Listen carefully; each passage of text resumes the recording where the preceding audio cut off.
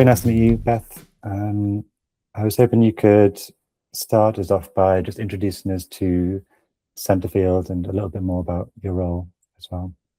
Sure. Yeah, Centerfield, we are a performance marketing company. We acquire customers for many Fortune 100 brands. And we do that in a lot of ways, but one of the main ways that we do that is through our own editorial properties. We own multiple brands like the Senior List, Senior Living, safehome.org, security.org, business.com, things like that. And so what we do on those sites is those are comparison sites. We do genuine reviews, pros and cons, comparison lists across different products to help consumers make, choices about those high decision, high consideration categories. So that spans things like home security, internet service, business software, senior things, a lot of different consumer products and business products. For that effort, I am the lead research analyst. So I'm in charge of kind of structuring the research that we're going to do to support those brands in producing original research that kind of speaks to the voice of the consumer, gives it real journalistic quality, standalone kind of content that speaks to what consumers are concerned about. What are their preferences? What are they adopting? What are they staying away from? Things like that. Nice. That's really, really clear. And obviously it sounds like you've got a massive variety of projects coming at you at any one time, huge array of different brands and areas that you're working in. So I'd be curious, what does kind of a typical research project for you look like? What are the kind of commonalities? What kind of requirements would you typically have when you're looking to generate insights from the consumer base? So we don't want our content to just be representative of the United States. We also slice and dice it. So let me back out. We do research content that generally falls in two categories. We have some kind of legacy pieces that we have built over the years that we do annually, kind of benchmarking consumer adoption preferences. One of those is around VPN usage and how that's changed over the years. Also cryptocurrency and how consumers are dealing with that. And we do both of those on our security.org property. So that is a kind of the way we track things year over year. We do behavior concerns, all those things, so that gives us this kind of ongoing reputation in the market of we are basically benchmarking where are consumers right now, what have the companies done to address those concerns, what are the newest concerns, what legislation is affecting how consumers are responding in the marketplace. The second category of content that we do is more timely, more like what's going on in the marketplace right now and how are consumers responding. So that would be things like seasonal things like back to school. How are parents preparing for back to school? What are they shopping for? What do they not want? We also have done that for around shopping holidays, Black Friday and things like that. Another big one that we did recently that was more to stay on top of what's in the news at the moment was AI usage in small and medium businesses. We did that on business.com. So those are designed to capture what is happening right now, what's in the news right now, what can we add to the conversation that other people really aren't discussing or haven't really dug into those specific details. And so you asked me about requirements. Both of those would require obviously a large enough sample to report with credibility, but we also then, like I was mentioning, break it down by demographic. And so we have to have large enough samples inside of that, and we have to have it balanced. And we typically target around, maybe 1,200 to 2,000 if it's a national representative audience. But for our small to medium businesses, that sample is smaller because it's just a smaller population.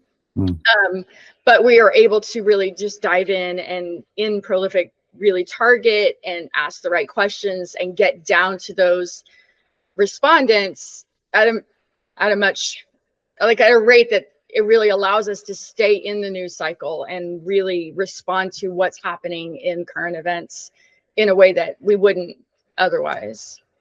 Yeah, it's quite an interesting position to be like on the pulse of society and how those norms and behavioral standards and opinions change. You know, especially in the current news cycle, like in a matter of weeks, I suppose. So it's kind of that always on nature to your role, and in order Yeah, to be a trusted authority. I mean, we're always trying to be able, we don't, you know, everything in the news doesn't apply to us, but because we have security products that we report on and digital products, there's so much happening in technology right now that there is always a chance to kind of get in on the conversation if we have the right respondents. That's really cool. So did your research, just to understand how it works, did your research then get routed towards editors and people who are contributing, like authors in your in Centerfield, and then they use that information to create kind of recommendations, articles, papers, that kind of thing? Yeah, we publish our research on our in specific sections of our site. So we have completely different department that does editorial work, more like opinions and things like that. And then we are the ones, we are just kind of like a separated team where we generate, and we have internal people who generate that content and report it out. So then we distribute that to the media and try and get in on the conversation to make sure that the consumer's voice is being heard in that regard. Nice. It's like you're the beating heart of Centerfield and being customer first and everything. But so just moving into how you kind of used Prolific to in that kind of work that you've outlined. How were you kind of collecting customer insight before you used Prolific, and what was and wasn't working about the approach before Prolific? So I joined this team in 2020. I transitioned from a different department, and it was dramatically different. We were using much different respondent pools, I'll just say it that way, and also a different survey platform completely. And the problems that we ran into were, at that time, so this was before, you know, the advances in AI analysis and being able to really use AI to support, you know, text analysis. It was a very big deal to have an open-ended response in a survey because we were genuinely having to use very advanced technology, like, you know, very advanced analysis to just get at the surface of what was being said. You know, we could do sentiment analysis, we could talk about like keyword analysis, we could look at things like that, but so we just stayed away from those type of questions because the analysis was so much more difficult. Well, when we have this capability of doing this qualitative analysis in a much better way, it comes to light very quickly that respondent pools are not all created equal. And the thing that I always say about Prolific and why we keep coming back is when we were using a different respondent pool, and I was seeing inconsistencies, and you know that happens. And then I was putting in those open text, you know, responses to try and get to like genuinely hear what consumers had to say. It wasn't like a trick or a trap. And they were just the lowest quality.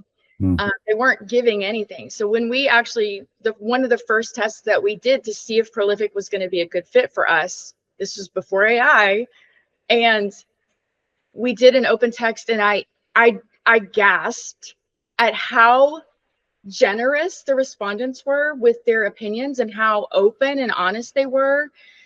And And it's funny because I was talking to one of our other analysts about this, and I could go on about this because this is genuinely what I love about Prolific the most. But Yeah.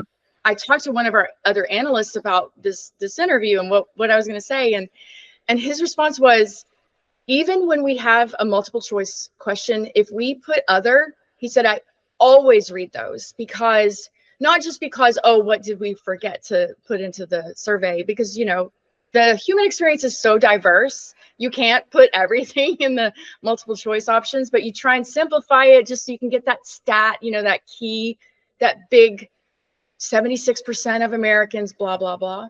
Yeah. But his response was, I always read the other because people will just tell you the truth. They don't want to be pinned in. The prolific respondents always, they're just so honest. And it helps keep us and our research real. I always pick out, when I deliver my analyses, I always pick out key verbatim responses from your respondents to illustrate that, because their words tell the story better than the statistics do. Yeah, it's amazing, like, especially on the tools now available to us, how you can kind of enrich data so much now with AI and the kind of new capabilities it offers analysts. But it is something we've had a long time, had for a long time, is the conversational data that you can get from Prolific just being like so rich. Academics have said it's, you know, it's an incredible resource in terms of like just getting real opinions and people not holding back their They do not thoughts. hold back. I think I could probably make a poster over my desk of the times I've just laughed out loud at how honest, you know, we try to be really neutral in our questions and just not assume positive or negative responses. But sometimes they're just like, are you kidding me? This is terrible because, you know, and then they'll just go on. Or, I don't even know why you're asking. This is the best thing ever because, and they'll just tell us. It's incredible, really. They're just very generous. That's fantastic to hear. And curious, like how over the years you've kind of, I imagine you kind of revisit your supplier ecosystem. You think, okay, Prolific's great, but I might want to just check out what other offerings are on the market. How that has progressed over the years, and like how you now think about Prolific relative to other panel providers. Do you turn to other panel providers for certain things? What do you turn to Prolific for? Sure. Yeah, we obviously we do try and keep on top of, you know, what are the new options? What are the newest, the new kid on the block, you know, those sort of things. But we also go to other legacy providers and try and say, you know, let's see if they've made improvements. We want to make sure that we have the best data available. And so it depends on our respondent pool. When we've done that, it's we blindly, because I don't want to know which sets came from where, we blindly will just measure and see, you know, what's the consistency, what is the quality of the open text, because again, even though we don't always use those quotes inside of the editorial pieces, we do base our responsibility is to communicate what they're telling us. And so that is the core of what goes to our writers. And so when we've tested other providers, it's not just that lack of being generous with their feedback. It's not just the junky, you know, low effort responses, but it's also just there's inconsistency. But when that happens, those providers, in my experience, they're not apologetic. They don't give me the time of day when I'm coming back to them and saying, these responses were inconsistent. What can you do about the quality of, you know, when I get this response rate of 18% of your respondents are not being consistent when I ask them this same question in two different ways, you know, things like that, just very analytical type feedback. They just say, well, you know, that's basically the cost of doing business. And they they don't apologize, which I know that seems like a minor thing. Maybe that's a personal preference, but every time I've brought a concern to Prolific, when I will say, hey, I did this really new thing and I tried it this way, and these were the respondents, this was the responses that I got. I don't think it matches. Can you tell me your opinion? Prolific has immediately responded with, let me look into it. Let me get our data team on this to see, maybe what caused this or how that got allowed through. Yeah. Let me immediately refund that. And it's probably pennies at the end of the day, but it's not about the money. When I can't trust this portion of the data, I can't trust any of it. That's the way I look at it. And so if bad responses are coming through, then I just throw out the whole lot, because I don't know what else got through that I just didn't notice, Yeah. So that's my experience with other respondents. It also, there was one we tried, I think it was 3 years ago, when they first opened, and we decided to do a little sample with them and a sample with Prolific, and I think we used another provider too, just kind of like randomly picked one.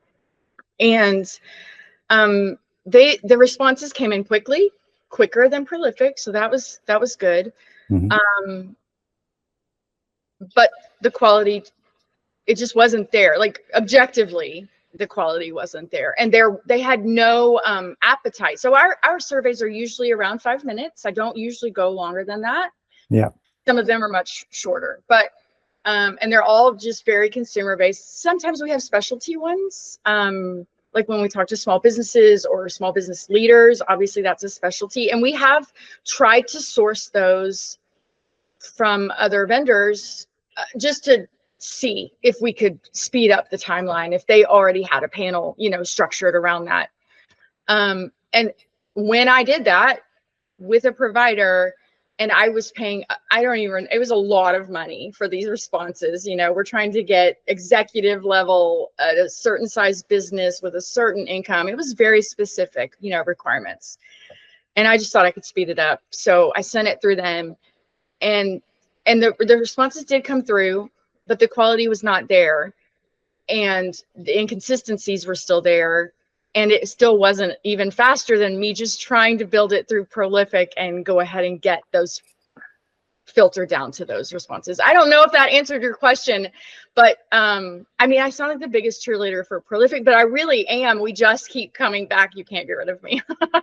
That's great. And I loved what you said about feeling the responsibility to capture what the consumers actually express. And I feel like Prolific feels the responsibility for connecting you with people who are genuinely matching the profile that you were seeking to connect with. So there's that kind of nice chain, I think, in how we kind of see responsibilities. And in the data industry, which it's well known, there's quality issues across the industry, and trust has been undermined in some areas by like the development of new tools and AI and synthetic data. But fundamentally, I think it's great to hear that as a business, you're still very invested in understanding the human opinions and human beings behind the data, which is kind of the crux of what Prolific is about.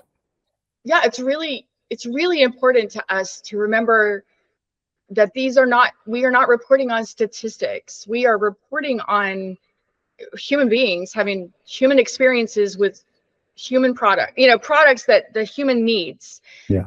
One of my favorite research pieces that we do is around seniors. We have a whole vertical built around senior content. And when we talk to caregivers of seniors, when we talk to seniors themselves, I think people imagine what seniors are, and they're thinking, the little, like a little hair up in a bun and sweet little glasses and like on a walker. And that's a senior, sure. But we are talking to them like real human beings. We're asking them real questions, and that is the most real responses that we get. And it does take a little longer. I think that's probably like a really specialty set of people that we interview in our surveys, but the quality it far surpasses anything that it really just cements for us that we really are speaking for them. And who knows who's seeing it? You know, the media does see it, but I know that brands see it too, because, you know, they ask us questions about our data, and we just tell them the honest truth. And that's the best part. When a brand asks us a question, we can just say, well, Mabel from Alabama said, and then we just show them her quote, and I didn't say it, she said it. So you might listen to her, you know. That's very nice, just capturing the real stories and thoughts of real people. Yeah. Just moving into how you've worked with the Prolific platform then to date. So do you typically self-serve via the UI? Have you used the API? And kind of, if you could go into a little bit of how often you might be running studies, and what you feel like that setup process feels like when you're using the platform. Yeah, we almost exclusively do the self-serve. So we build and manage our own studies. And the platform is very easy for us to use. In fact, I think I tried to do a guide on, you know, kind of like a standard operating procedure, and I think it's only 3 pages long, because the way that we use it is so consistent. And one of the things I love about what's happened recently with Prolific is that you're continuing to increase and improve and add more screeners, but also allow us to pre-screen in our own way, because that obviously has been a limitation for this type of work for a really long time on all platforms. Just being able to screen people out and control that expense of, man, I have to talk to 10,000 people to get to this small group that I really want to speak with. But the way that you allow us to combine your pre-screeners with our screeners is just really valuable to us, because, like I said, we talk to such a specialty group of people on a lot of our surveys, that without us being able to construct it manually ourselves, it would be such a back and forth with an account manager all the time. So for us to be able to react quickly in the marketplace to what's in the media right now, that self-serve, it serves us really well. Nice. So the idea is something happens in the market and you're able to spin up something within a matter of days and have responses pretty quickly. Yeah, absolutely. Nice. And you've already kind of waxed lyrical about Prolific, but just curious if there's any features or aspects of the platform that you find particularly helpful when launching your tasks. Let's see. The speed is something that has improved over the years. Honestly, I don't know if it's because of your increasing, you know, recruitment, or the quality of your recruitment. I can say that you have quality recruitment. Whatever you're doing is perfect. But the speed has actually improved over the years as far as how quickly we can turn around even a small, very niche topic. And so I appreciate that, because when I first started doing this work, I don't know, 6 years ago, I guess, it would take weeks. I mean, we would be fielding surveys for weeks at a time to just get 600 responses. And now I'm fielding responses, 2,500 responses in a day. Like before the end of the day, I'll launch it in the morning, and then by the end of the day, it's fielded. So I appreciate that, the diversity of people, and those are really specialty like targets too. We use geographic targeting, so we'll do it by state. We'll balance it by state.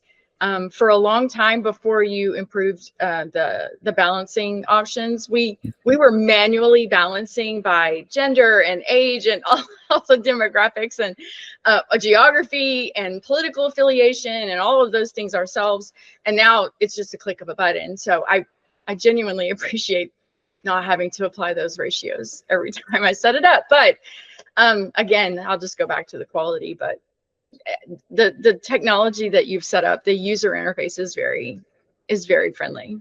That's great. Yeah, pleased to hear we've made your lives a little bit easier over the years. But yeah, stay tuned. We have more ideas coming as well this year. That's wonderful. I'm not going anywhere. Nice. And I suppose just to round out this interview then, so are there any, or is there a specific project that you'd like to bring to life for us, like who the research was for, what were the needs, and what was the potential impact for Centerfield? Sure. So we recently did a survey for business.com around AI in small to medium businesses.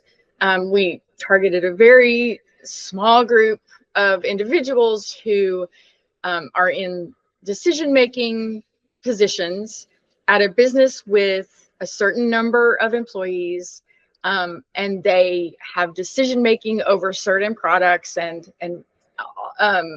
being able to see, do they use AI? What do they use it for? What are their concerns? What are their complaints? And again, that would have taken us so much money and time in the past with other vendors. But with Prolific, we were able to turn that around quicker than I even thought it would complete. I don't remember the exact timeline, but it fielded very quickly. We were able to analyze it, get it sent out, and put it into the news cycle when it was still news, because with AI, things change so quickly. Adoption changes so quickly inside of businesses, and tools were adopting it. And so we were able to speak to that moment in time when it happened, as opposed to with AI, opinions, that opinion would have changed in a month's time, which could have been the time it took us to field in the past. So we were able to get not just media interviews, but we were able to be seen as a voice speaking to this thing that changes very quickly. And it even came up in AI answers around how our small business is using AI. And our research was what showed up. It just added that credibility to we are talking about topics that people are asking about. And if they're asking AI about it and we came up in the answers, that just points to the fact that, we've built this kind of environment where we speak on behalf of the consumer, and we are able to tell their stories in a way that is authentic. And that's what's coming through in all of those citations. Nice. So the models are picking up your articles as trusted voices on the topics. Is that right? Yes, very much. So we've been doing this research for years before AI was a thing. And so we're not doing this as a way to get cited, but we are seeing it as a benefit after the fact, where because we have such a deep and long-standing trust with the media, and we are being cited in the media in independent, publications, and we are consistently putting out this information on behalf of the consumer, then we are being seen as a trustworthy source. And so multiple of our sites are the most cited source for AI generated answers. Home security, senior topics, we come up at the top of the list because we have consistently been advocating for this type of information to be available. Awesome. That's really cool. I hadn't thought about that angle before, but that is really cool. It's like a democratization of customer opinion or something. Yeah. Nice. Okay. Should we wrap it up there? It was a pleasure speaking to you today, and thanks for taking the time. Yeah, it was a pleasure. I'm really glad we were able to talk.